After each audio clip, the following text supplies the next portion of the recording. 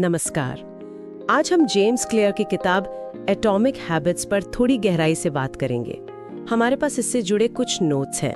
हाँ, कोशिश रहेगी कि इसके जो मुख्य सिद्धांत हैं उन्हें समझें और देखें कि ये छोटी छोटी आदतें असल में कैसे काम करती हैं, कैसे बड़ा बदलाव ला सकती हैं। बिल्कुल। तो जो सबसे पहली और केंद्रीय बात है किताब की, वो यही है कि बहुत छोटे, मतलब लगभग न दिखने वाले बदलाव, जिन्हें एटॉमिक कहा गया है, वो समय के साथ जुड़कर बहुत बड़ा, मतलब आश्चर्यजनक परिणाम दे सकते हैं। जैसे वो चक्रवृद्धि ब्याज वाला उदाहरण है। सही, रोज थोड़ा थोड़ा। हाँ, जैसे रोज सिर्फ एक पेज पढ़ना सुनने में लगता है कि क्या है ये, पर साल में देखें तो आराम से 10-12 किताबें हो सकती हैं। बिल्कुल, ये कंसिस्टेंसी की ताकत है। और यहीं पे वो 1% वाला नियम आता है, रोज सिर्फ 1% बेहतर। हाँ, 1% रोज। सुनने में इतना कम लगता है, पर क्लियर दिखाते हैं कि साल भर में ये आपको करीब 37 गुना बेहतर बना सकता है। गणित तो यही कहता है, और ये ज्यादा टिकाऊ भी है बड़े झटकों वाले बदलावों से। सही कहा। और इसी से जुड़ा है उनका एक और अहम नुक्ता, गोल्स यानी लक्ष्यों के बजाय सिस्टम यानी प्रक्रियाओं पर ध्यान देना। हाँ, ये बहुत जरूरी फर्क है। अक्सर हम सोचते हैं कि लक्ष्य सेट करना ही सब कुछ है, पर क्लियर कहते हैं कि सफल और असफल दोनों लोगों के लक्ष्य तो एक जैसे हो सकते हैं। अच्छा, जैसे मान लीजिए अच्छी सेहत पाना, ये लक्ष्य तो कई लोगों का होगा, पर कामयाब वही होगा जिसका रोज का सिस्टम, मतलब उसकी आदतें उसे उस लक्ष्य की तरफ ले जाती हैं। मतलब लक्ष्य दिशा है, पर सिस्टम गाड़ी है जो वहां तक ले जाएगी। बिल्कुल सही।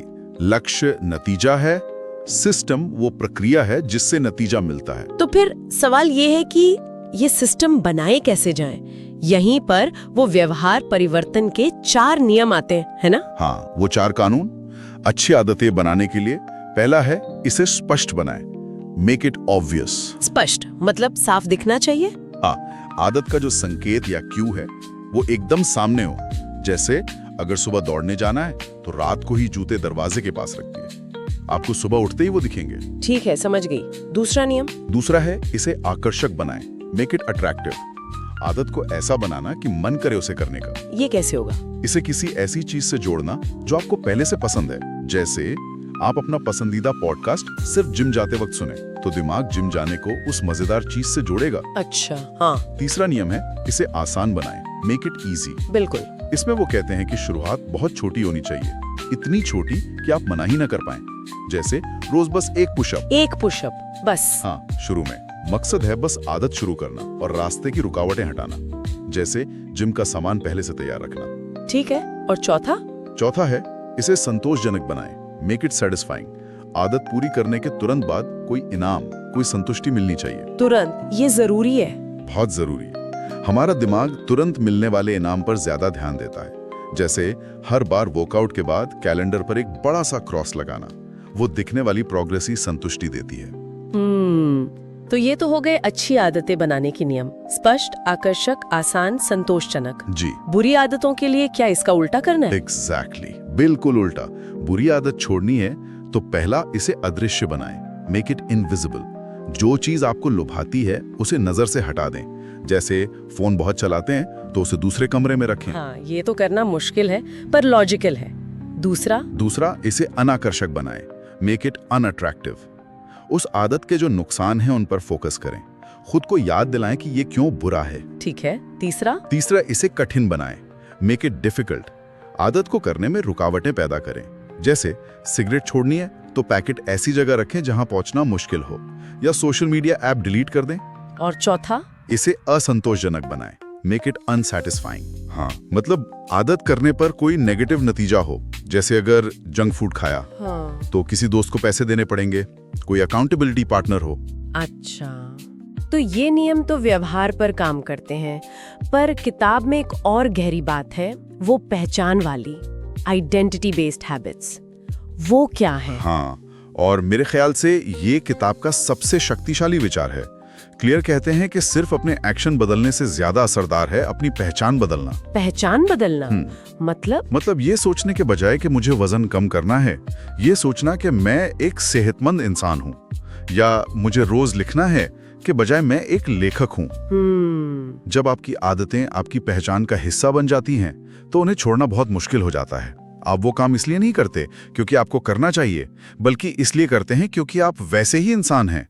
ये अंदर से आता है। फिर ये सुनने में तो बहुत गहरा लगता है। क्या इसके पीछे कोई विज्ञान है या ये सिर्फ एक अच्छा विचार है? नहीं, इसका आधार है। क्लियर ने व्यवहार विज्ञान, न्यूरोसाइंस के रिसर्च का इस्तेमाल किया है। किताब में वो ब्रिटिश साइकिलिंग टीम का जिक्र करते हैं। हाँ, वो उदाहरण तो काफी मशहूर है। बिल्कुल, उन्होंने हर छोटी से छोटी चीज में सुधार किया। सीट का डिजाइन, टायर की ग्रिप, यहाँ तक कि मसाज जेल और सोने के तकिए तक में सैकड़ों छोटे 1% सुधार। और नतीजा कमाल का था। ओलंपिक, टूर डी फ्रांस सब जीतने लगे। सही। ये दिखाता है कि ये छोटे छोटे सुधार मिलकर कितना बड़ा असर डाल सकते हैं। तो कुल मिलाकर देखें तो किताब की सबसे बड़ी खूबी इसकी सादगी और व्यावहारिकता है। मतलब कोई भी इसे समझकर लागू कर सकता है। हाँ बिल्कुल, सलाह बहुत सीधी और एक्शन लेने लायक है। हालांकि कुछ लोग जिन्हें शायद पहले से मनोविज्ञान की जानकारी हो, उन्हें लग सकता है कि कुछ बातें दोहराई जा रही हैं या थोड़ी सतही हैं। अच्छा। पर आम पाठक के लिए, चाहे वो स्टूडेंट हो, कोई प्रोफेशनल हो या कोई भी जो बुरी आदत छोड़ना या अच्छी आदत बनाना चाहता हो, ये बहुत काम की किताब है। तो अंत में संदेश यही है कि बड़े लक्ष्यों पर अटके रहने से बेहतर है अपने रोज के सिस्टम पर ध्यान दें और लगातार छोटे एटॉमिक सुधार करते रहें। वो जो कहते हैं, आप अपने लक्ष्यों के स्तर तक नहीं उठते, आप अपने सिस्टम के स्तर तक गिरते हैं। हाँ, ये लाइन सोचने पर मजबूर करती है। बिल्कुल। और शायद आज सुनने वाले ये सोच सकते हैं कि अगर आदतें ही हमारी पहचान बनाती हैं, तो आज ऐसी कौन सी एक छोटी सी एटॉमिक आदत वो शुरू कर सकते हैं जो उन्हें उनकी मनचाही पहचान की तरफ ले जाए। सिर्फ एक छोटी सी आदत।